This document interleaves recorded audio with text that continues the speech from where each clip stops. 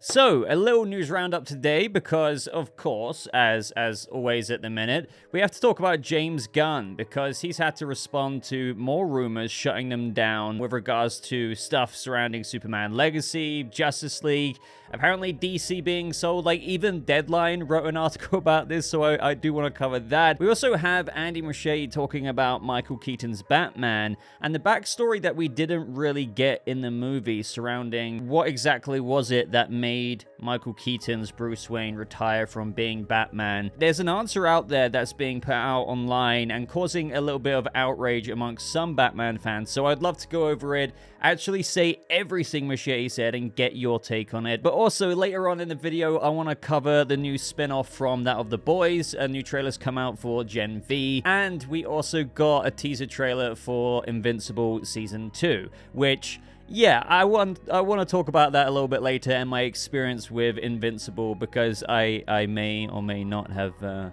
only recently just started watching Invincible. Don't kill me. But if you go on to enjoy this video, I'd really appreciate it. If you want to help out the channel, hit the thumbs up button. It helps out way more than you probably know with the algorithm. So let's get into the James Gunn stuff, which I don't want to spend too long on. And this is interesting because I do cover like rumors with DC, stuff that James Gunn responds to on threads when it's interesting enough. But what seems to be happening right now is that given that we're in a bit of a standstill in the industry, there's not going to be any new casting news, there's not going to be any new production teasers or anything like that, given the SAG-AFTRA strike, the writer's strike. There's things like this that begin to happen with this headline here. James Gunn denies packing Superman Legacy with DC characters to attract buyers. Shoots down rumors of new Justice League live action film. So they say James Gunn is clarifying some rumors about the DC development slate, starting with Superman Legacy and a potential Justice League live action film under his direction. Gunn's first film since becoming co-head of DC Studios with Peter Safran is a Superman film. For that project, Gunn recently confirmed that Green Lantern Guy Gardner, Hawkgirl, and Mr. Terrific would be part of the story. We can't forget where's the mention of my boy Metamorpho there. Like, anyway, the fact that 3 new characters would be introduced in Superman Legacy got some to speculate that this was ordered by Warner Brothers Discovery CEO David Zaslav in order to attract potential buyers. So I think this rumor started from Fandom Wire, which I don't even need to talk about really. But yeah, apparently a theory got cooked up out there that these characters were being put into Superman Legacy. And don't get me wrong, by the way, just a bit of a side note here. I know people are apprehensive about, okay, isn't this a Superman movie? We've talked about that quite a bit on this channel. Why are they putting all of these characters in it? How is it not going to feel like this, that, and the other? But now there's a theory that I apparently missed, or a rumor out there, some source claiming that David Zaslav was like, James Gunn, like, grabbed him by the collar. You better put all these characters in your bloody movie, your Superman movie. We need to make it attractive to people who want to buy DC, maybe. So Gunn saw the report and denied the story, and replying on threads, of course not. There you have it. Like, don't get me wrong, you can have criticism or apprehensions or worries or concerns mixed with excitement or whatever it is in terms of what we're hearing about Superman Legacy, like Hawkgirl being involved, Metamorpho, obviously Mr. Terrific, like extra characters, even though I've gone over that and how I don't think it's as concerning as what people are making it out to be in terms of like, oh, this is meant to be a Superman movie. How is it a Superman movie if you've got these other characters in it? I get what people are saying, but how does that equate to... This means that DC is being sold, and Zaslav's, there's some conspiracy theory that he's forcing Gunn to do all of this. But hey, it's the internet. I wanted to cover this just because I think it's funny. But there's another thing that was confusing fans, and this is what I did see. So Deadline go on to say that DC announced over the weekend a Justice League animated film would be released in 2024, and it's based on Crisis on Infinite Earths. Many deduced that this could be the basis of a possible live-action film by Gunn. However, Gunn shot down the rumor by replying to a fan with a simple no on threads. So yeah, I was seeing that from Comic-Con we had it announced that I believe there's this Tomorrowverse Crisis on Infinite Earths animated movie that was happening, and because it had like the label DC Universe on it, of which a lot of the prior DC animated movies also have slapped on the box, they thought that, oh, then Crisis, the animated movie, could be the actual reset into James Gunn's new DCU. I kind of get what people were going for there, but I just feel like if people thought about it for more than 2 minutes, it's just like, no disrespect to animation here. I like animation, but what I'm saying is, do you really think that they would do such a big thing, like fully establishing a reset? So you need to watch this to understand it, and introduce it through an animated movie that, I don't know, half of like the general audience would not even hear about. Do you know what I mean? It just didn't really make sense to me. I think people were just getting hung up on the logo there where it says DC Universe. Maybe people were getting hung up on what James Gunn has said before, where, you know, DCU movie actors will also be the same actors in the DC Max shows. So like, if Corenswet, not that I'm saying he will, but if Superman was to appear in the Lantern show, it would be David Corenswet Superman. And those same actors in the DCU animated movies will be voicing their animated counterparts. But there is still room for Elseworlds things, just like the Batman, Joker, or whatever else have you, right? Where animation also fits into that category. So I suppose the way everyone needs to look at it is like, yes, it says DC Universe movie above this logo here, but Justice League Crisis on Infinite Earths fits into that other categories. It's not canonical to James Gunn's upcoming DCU, or canon to the DCU animation with regards to something like Creature Commandos. That's within the DCU canon. That's it. But let's move on from the rumory side, and let's talk about something that I just think is interesting. And if you're a Batman fan, which I'm sure many of you are, I would love to hear your take on this. So you may have already heard about this, but I wonder if you've heard the full context. Now, I'm not saying it makes the whole idea of what we're about to talk about monumentally change, but it does still add a massive amount of context, of which, you know, wouldn't have necessarily have caused this outrage if this was included, with outlets even talking about it in the first place. So what am I talking about? So here we have Culture Crave, and Culture Crave isn't the only one, and where they talk about the Flash director Andy Muschietti says Michael Keaton's Batman retired after killing a criminal in front of their child. They leave it there.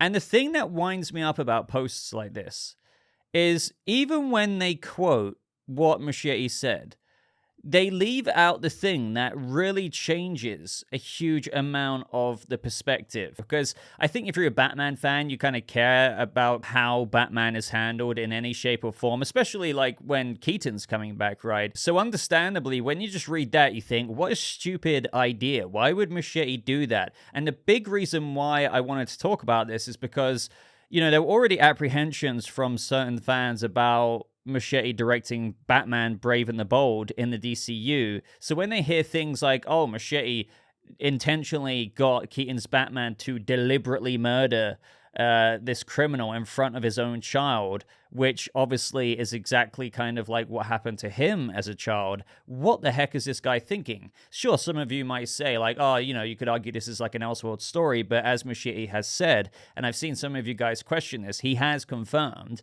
that, whether you want to believe it or not, that Keaton's Batman is a continuation of Batman in '89. But let's get to the point here. What Muschietti really said here in this featurette that you're seeing on screen is, I really wanted to defy people's expectations of where Bruce Wayne would be 30 years later.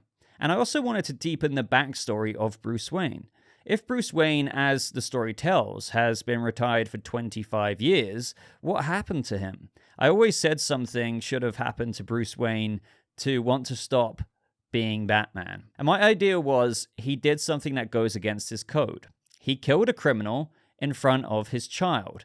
But this is what was left out, okay? He killed a criminal in front of his child unknowingly, but he still did it, which is an exact mirroring situation of what happened to him when his parents were killed in front of him next to the Monarch Theater, and that created the monster that Batman is. So, right, you may say, but is that like so mic drop? I think it is. If people are just posting the director of the Flash movie, who's going to direct one of our most favorite characters out there, Batman, the next movie with Batman in the next major canon, the DCU, if you're saying like, oh yeah, he got Batman to kill a criminal in front of his own kid, you do start looking at that director being like, oh God. But then when you hear all these outlets leave out the word, you know, he killed a criminal in front of his child unknowingly, but he still did it. And after that, he went on to punish himself because he goes on to say here, so he just couldn't cope with it. And that's why he decided to shut off his other side, Batman.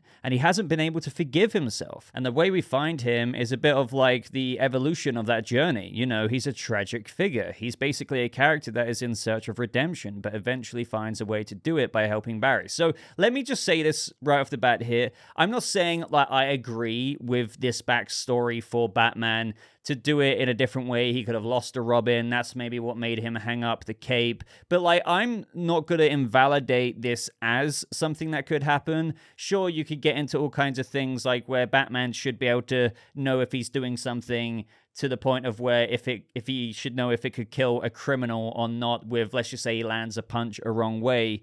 But no matter what I want to say about what Muschietti said is, it's such a distinction to say Keaton's Batman killed a criminal in front of his kid, and then Keaton's Batman killed a criminal in front of his kid unknowingly. He didn't mean to. He didn't plan to. He doesn't want to do that, but it happened. But even then, because he felt so disgusted in front of unknowingly and unwillingly killing this guy in front of his kid, he could never put on the cowl again up until the point of the Flash's story and where he comes back to help Barry, right? That's a huge difference. It just winds me up. Like, I've seen so many posts. Now, again, that's not me endorsing, like, this is an amazing idea. Keaton's Batman killed a criminal in front of his kid. Even if it was unknowingly, it's amazing. No, I'm not saying that. I just think what annoys me more is the response of these posts online is turning more and more and more people against, like, Andy Muschietti. Like, say what you will about The Flash. I'm not invalidating your feelings here. I'm not invalidating your criticism of maybe some of Andy Muschietti's directing decisions here. But what I'm just saying is this already kind of pokes the bear, or it, like, adds more inflammation onto this already inflamed idea that I'm seeing plenty of fans have apprehensions of with him directing Brave and the Bold. So yeah, just an interesting topic. So in terms of my thoughts on it, the most important thing is, even though the funny thing is, you can argue, since this is a continuation of Keaton's Batman, he didn't really, he kind of killed plenty of times before. You know, those films didn't really, like, want to be airtight on that thing. But, like, okay, just forgetting that for 1 second, he unknowingly killed here. So, to give some credit to that idea, Batman didn't want to. I don't know how he died. That's the funny thing. Like Batman was going up against this criminal. I suppose it could have been a situation like Batfleck with Deadshot and his daughter or something. Maybe something like that. You can argue, like, maybe a punch did something, because that's the thing. Like, if you want to get nitpicky, even if you want to say, like, well, he's the world's greatest detective, he should know as soon as, like, the hair on his knuckle lands on his face how much to pull that punch to knock him out. I get what you're saying, but, like, in real life, as they say, you shouldn't really get into bar fights because, you know, one punch, even if it seems just like a, you know, fight between me and you, and a punch lands. If it lands wrong, people have literally died from that, even before hitting the curb. Like, it wasn't because they landed on the curb and hit their head. Sometimes that actually just happens. So you could argue it could have been a situation like that with what Muschietti means. So I assume it was some kind of fight that he was like, wait, you're dead? Oh shit, I didn't mean to do that. Like, and we know how ham Batman can go sometimes, and maybe someone's brain or something went burst in there when it happened. Like, I don't freaking know. I'm not a doctor, okay, but I know it happens. Overall, I guess it is some kind of way to get Keaton. I get what Muschietti was striving for here. It's a tragic story, as he goes on to say. He's a tragic figure. He's in search for redemption, but in the 25 years since, from that moment when he killed that criminal in front of the criminal's kid, he couldn't forgive himself. So that does kind of give me empathy for Keaton's Batman, because It's not like he intentionally did it. He still went out, wanted to stop crime canonically as Batman, but it actually horrifically ended in a situation that mirrored his own origin story with Thomas and Martha Wayne. Another thing that I can't believe I've forgotten to talk about until now is like, why leave this out? I think, like, what? That could have been something actually worth exploring. I'm sure, to be honest, they actually did film a few scenes for it. I think we've heard about a much longer cut here. You look at some of the behind the scenes of this featurette, it seems like there's scenes that we didn't even see. So, you know, I do think it's something that should have been included in it, because the way I'm looking at it, like with the cut we have right now in the Flash movie, is that sure, we have Keaton's Batman. Sure, we know he stopped being Batman. Sure, you get like this, all these introspective moments where he's patching himself up and it implies some kind of deeper thing going on, but we don't really. We don't. I'm trying to rack my brain right now, but we don't get into this at all. And this is the legit reason, as the director said, as to what happened to him. And it's kind of crazy, actually, that they couldn't even afford 2.5 minutes, like, dare I even say 5 minutes, just expanding on that a bit more. It would have made, I think, Keaton's appearance feel a little less cameo-y than what other kind of multiverse movies are doing right now, which, you know, I say interestingly because I do feel like Keaton's implementation in this movie was done a bit more organically than what we've had with other movies, like people coming through a portal and it's like, hey, you know, hey. It was done more organically, but imagine how much more organically it could have been. Because after all, this is his whole backstory. Now we know, other than in the movie, we just know he's stopped being Batman. If they included the kind of tragic reason of him killing a criminal in front of their own kid unknowingly, and again, didn't want to do it, but it just caused him to become like this, that could have been a really deep thing. But what we have left is like, oh, no, you've just stopped being Batman. You want to get nuts? Let's get nuts, and let's go save Supergirl. I'm going to try crash into an alien spaceship, even though I put rockets at it earlier and saw the shield. I'm just going to do it anyway. Yeah, I just feel like, whether you like what Muschietti said here, what I respect about it is that with the context, unknowingly, it makes it a dark, tragic backstory to this version of The Dark Knight. And if they included that in the movie, I think that could have been quite an interesting thing. Like, not including like the actual scene, but the ways to explore the past there, whether it's conversations with Barry, whether it's actually even some kind of flashback with Keaton just closing his eyes, or if they just interestingly do like quick flashes or something like that. It could have even given Keaton an opportunity to really chuck on his acting chops and show that in Bruce's face, like him recollecting it, still feeling guilty about it, even though he didn't intend to do it, because of how much it reminds him of what happened with him and his parents.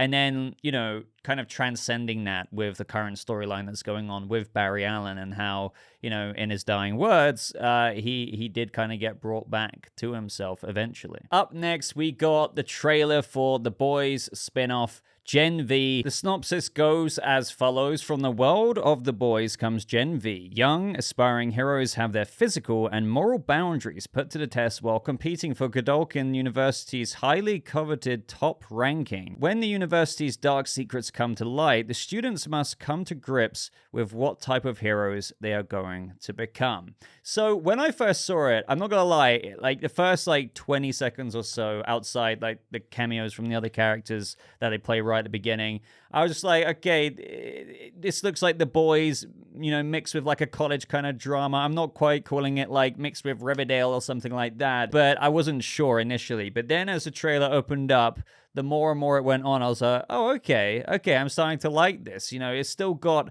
all of its superpowered gore that you would expect with, you know, many people painted in blood, just like we've seen Huey in that situation 1,000 times before. So I'm sure there's going to be many moments like that. As we know in this world with Vought as well, and considering this university and the synopsis is being teased with these dark secrets that come to light, I am looking forward to what these students uncover You know, what is really going on there? What secrets do they uncover? Because, you know, they're probably aspiring, as we know with Marie Moreau in the trailer, wanting to be the first black woman in the Seven, just having all of these ambitions about it, then realizing, oh, wait, what if, just like Vought, a university that trains supes, and as they say, train the best and brightest heroes since 1965, a safe space for them to thrive, what if it isn't so safe, and what kind of shady things could be going on there, just like in The Boys? So yeah, I'm really looking forward to that